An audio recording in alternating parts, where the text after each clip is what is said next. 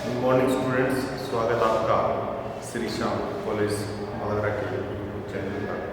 देखिए, हम बात कर रहे हैं बीए थर्ड ईयर की और इसके अंतर्गत हम बात कर रहे थे सिंचाई परियोजनाओं की। ठीक,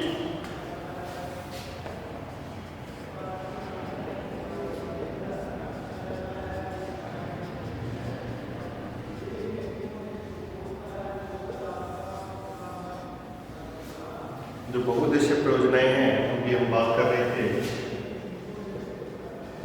दामोदर नदी परियोजना,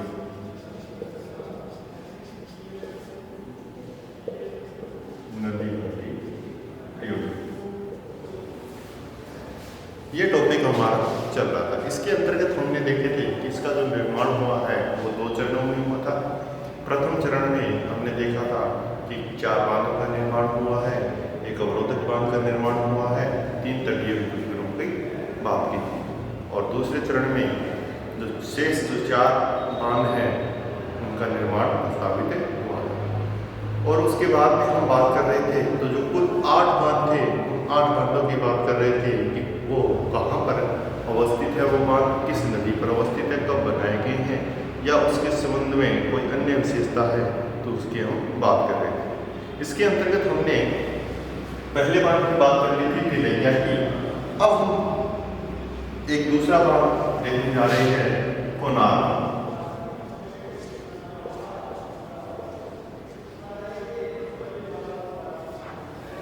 कोनार बांध, इसका जो निर्माण किया गया है वो किस नदी पर किया गया है?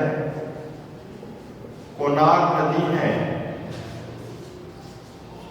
उस कोनार नदी पर ही क्या बनाया गया है? कोनार बांध बनाया गया। कब बनाया गया है? 1955 में इस कोनार बांध का निर्माण किया गया था। ठीक है, इसकी लंबाई की बात करेंगे 885 मीटर ये लंबा पाया जाता है, 48 मीटर ये ऊंचा पाया जाता है। और इस बांध पर क्या है? एक विद्युत गृह की स्थापना की गई है, या इस बांध से विद्युत उत्पादन किया जाता है। वो विद्युत उत्पादन क्षमता कितनी है इस बांध पर? 40 मेगावाट। कितनी मेगावाट है? 40 मेगावाट विद्युत उत्पादन क्षमता पाई जाती है। और इसी विद्युत उत्पादन क्षमता के आधार पर यहाँ पर एक गृह बाधित बनाया गया। ठीक, अब हम नेक्स्ट एक बांध और की बात कर रहे हैं, मेथान।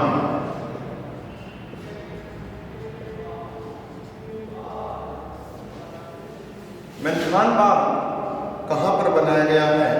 देखिए, ये बनाया गया है, एक तो है बराकर नदी प्लस दूसरी है दामोदर नदी। इन दोनों नदियों का क्या होता है? संगम होता है। जहां पर इन दोनों नदियों का संगम होता है, बराकर और दामोदर नदी का, वहां पर कौन सा बांध बनाया गया है? मेथान बांध बनाया गया है। कब बनाया गया है? 1958 में इस बांध को बनाया गया था। इसकी लंबाई और ऊंचाई की बात करेंगे तो इसकी जो लंबाई है वो लगभग 435 मीटर की लंबाई पाई जाती है। ऊंचाई की बात करते हैं तो लगभग ये 56 मीटर ऊंचा पाया। ये है मेथान। अब यहां पर जो विद्युत गृह की बात करेंगे, उस विद्युत गृह की जो उत्पादन क्षमता है वो कितनी है? 60 मेगावाट है। 60 कितनी है? 60 मेगावाट है। और इस बांध के बनाने का जो मुख्य उद्देश्य है, मुख्य उद्देश्य की बात करेंगे, वो मुख्य उद्देश्य क्या है इस बांध का? नियंत्रण हेतु। क्या है? बाढ़ को नियंत्रित करने के लिए मेथान बांध को बनाया गया है। ठीक है, तो हमने तिलैया देख लिया, कोनार देख लिया, मेथान देख लिया। अब हम एक और बांध की बात करेंगे।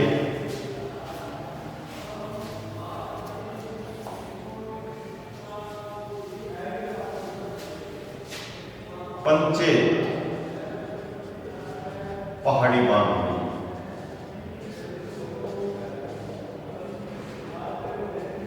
ये जो बांध बनाया हुआ है, ये बांध कहां बनाया हुआ है? झारखंड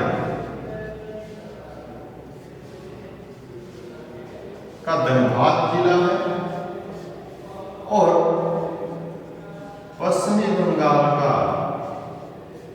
एक जिले का नाम आता है पुरुलिया। ये जिले हैं, कहां पर हैं? झारखंड और पश्चिम बंगाल। इनकी सीमा पर और कौन सी नदी पर बात करेंगे? नदी की बात करेंगे तो बराकर प्लस दामोदर नदी, दोनों का संगम होता है।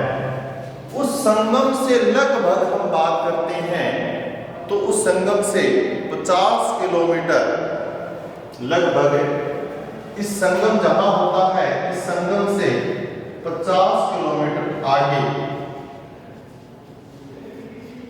धनबाद और पुरुलिया जिले की सीमा पर कौन सा बांध बनाया हुआ है? पंचेत पहाड़ी बांध बनाया हुआ है। ठीक है, और इस बांध की लंबाई की बात करते हैं तो ये जो लंबाई है इस बांध की, वो लंबाई है लगभग 2500 मीटर की बात करेंगे, इसकी लंबाई पाई जाती है। ऊंचाई की बात करते हैं तो लगभग ये 45 मीटर ऊंचा पाया जाता है। अब यहाँ पर जो विद्युत उत्पादन क्षमता विद्युत गृह की स्थापना की गई है, वो विद्युत गृह की स्थापना करने का कारण ये था कि यहाँ पर 40 मेगावाट विद्युत उत्पादन क्षमता पाई जाती है। इसके कारण यहाँ पर विद्युत गृह की स्थापना की गई और 40 मेगावाट का विद्युत उत्पादन यहाँ पर किया जाता है। ये जो बांध बनाया गया, ये कब बनाया गया? 1959 में इस बांध को बनाया। तो कुल 4 बांधों की हमने बात कर ली। तिलैया की बात कर ली, कोनार की बात कर ली, मेथान की बात कर ली, पंचेत पहाड़ी की बात कर ली। इसके बाद में जो बरमो, अदर, बाल पहाड़ी, बोकारो, ये जो बांध है इनकी भी बात हम करेंगे।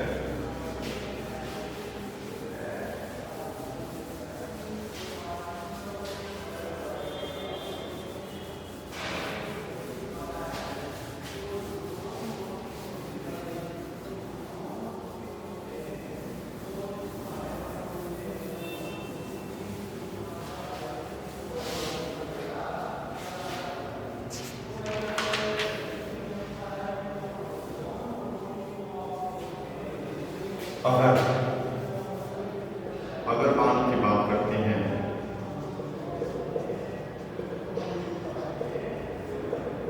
ये जो बांध बनाया गया है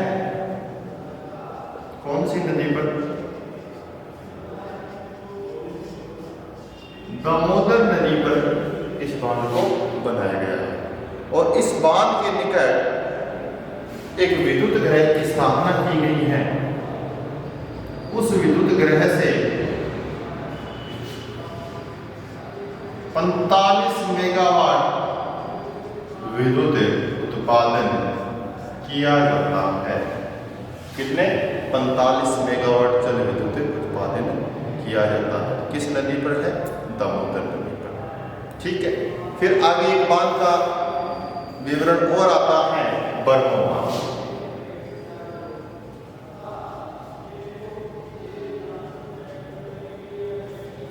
बरमो बांध बनाया गया है इसी दामोदर नदी पर बनाया गया।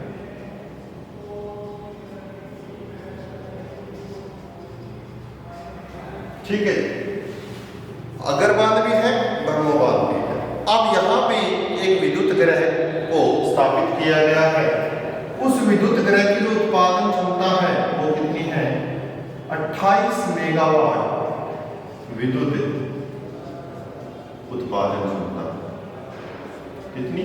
28 मेगावाट विद्युत उत्पादन क्षमता ब्रह्मो बांध पर पाई जाती है। यहाँ पर कई विद्युत इकाइयां, विद्युत उत्पादित करने वाली जो इकाइयां होती हैं, वो इकाइयां भी क्या है? प्रस्तावित है। क्या है? प्रस्तावित है। यहाँ प्रस्तावित करने का उनका एक प्रावधान है। और उन इकाइयों की जो उत्पादन क्षमता की बात करेंगे, वो उत्पादन क्षमता 100 मेगावाट मानी गई है। यहाँ पर कुछ तापीय विद्युत ग्रह की स्थापना की गई है, या इकाइयों की स्थापना करने का एक ऐसा प्रावधान रखा गया है जिसके अंतर्गत उत्पादन क्षमता कितनी है? 100 मेगावाट है। लेकिन वर्तमान में कितनी प्राप्त हो रही है? 28 मेगावाट विद्युत उत्पादन किया जा रहा है। किस बांध से? ब्रह्मो बांध से। फिर हम बात करते हैं बाल पहाड़ी।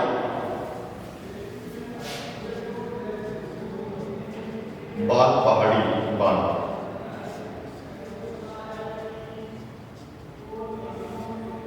ये बराकर नदी पर बनाया। किस नदी पर बनाया गया है? बराकर नदी पर बनाया गया है।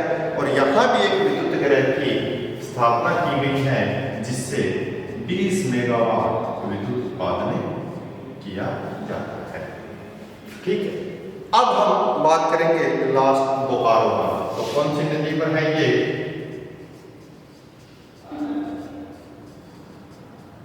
बोकारो बांध। बोकारो बांध जो है वो किस नदी पर है? बोकारो नदी पर ही। कौन सी नदी पर है? बोकारो नदी।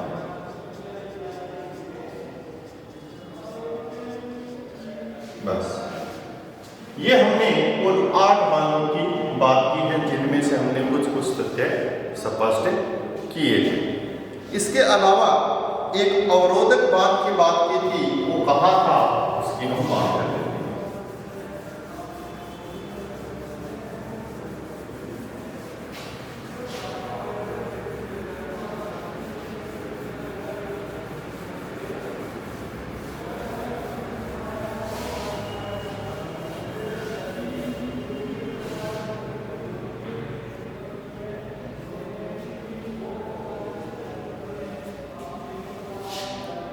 अवरोधक बांध दुर्गापुर।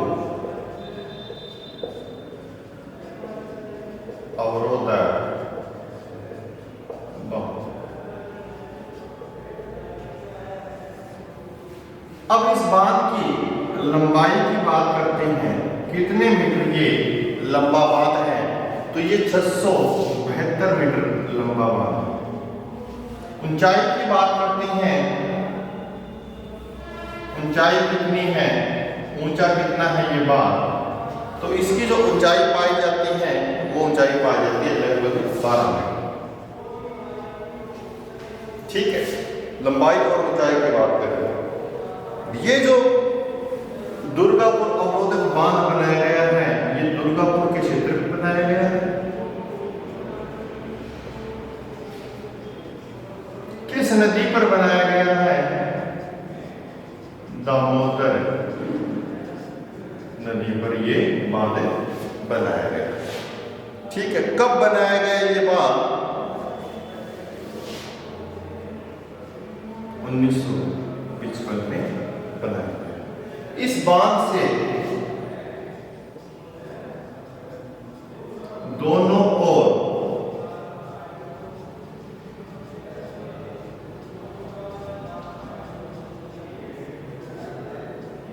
नहरें निकाली गई, दाईं साइड में भी और बाईं साइड में। और इससे क्या है? 4 लाख हेक्टेयर भूमि सिंचित की जाती हैं।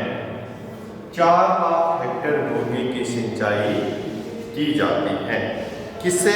जो अवरोधक बांध है, उस अवरोधक बांध से कुछ नहरें निकाली गई हैं, उन नहरों के द्वारा क्या किया जाता है, क्षेत्र में सिंचाई की जाती है। और कितनी सिंचाई की जाती है? 4 लाख हेक्टेयर भूमि को वहां पर सिंचित किया जाता है। इसके साथ साथ में इस क्षेत्र के अंतर्गत आंतरिक जल परिवहन भी स्पष्ट होता है।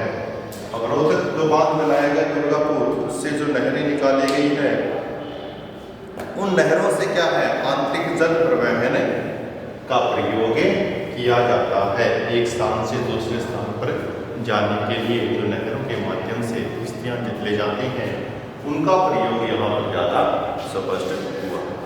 इस प्रकार से हमने जो दामोदर नदी घाटी परियोजना है उसकी बात की है। लगभग 8 बांधों की बात की हमने। 3 जो तापीय विद्युत ग्रह हैं उसकी बात की हमने। तापीय विद्युत ग्रह के अंतर्गत दुर्गापुर, चंद्रपुरा और बोकारो, ये जो 3 थे भी कहाँ पर अवस्थित हैं इसकी बात करेंगे। तो ये 3 पर्टिकुलर क्षेत्र हैं जहाँ पर तापीय विद्युत ग्रह की स्थापना की गई है। फिर एक दुर्गापुर अवरोधक बांध की हमने बात कर ली। इस प्रकार से ये जो नदी घाटी परियोजना है, इसके अंतर्गत जो मुख्य तथ्य थे उनकी हमने बात कर ली। अब हम बात करेंगे एक नदी घाटी परियोजना, एक नहर परियोजना है, उसकी हम बात करते हैं, इंदिरा गांधी नहर परियोजना। चलिए हम बात करते हैं।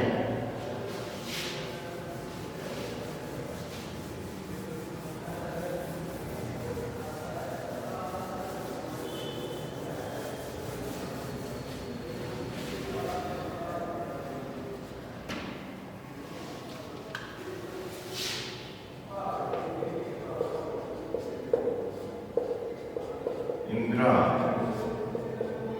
गांधी नहर परियोजना।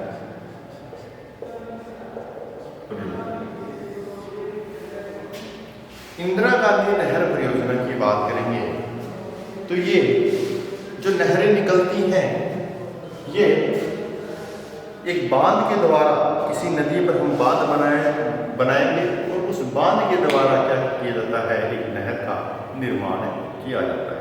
तो हम सबसे पहले ये देखेंगे कि जो इंदिरा गांधी नहर है ये कहाँ से निकलती है, कौन सी नदियां हैं, उन नदियों से ये निकाली गई हैं और कौन सा ऐसा बांध है जिससे इस नदी का उद्गम वहां से माना जाता है। तो देखिए इस प्रकार से एक है व्यास नदी, दूसरी है सतलुज। दोनों नदियों का संगम होता है और यहां से एक बांध का निर्माण किया गया है।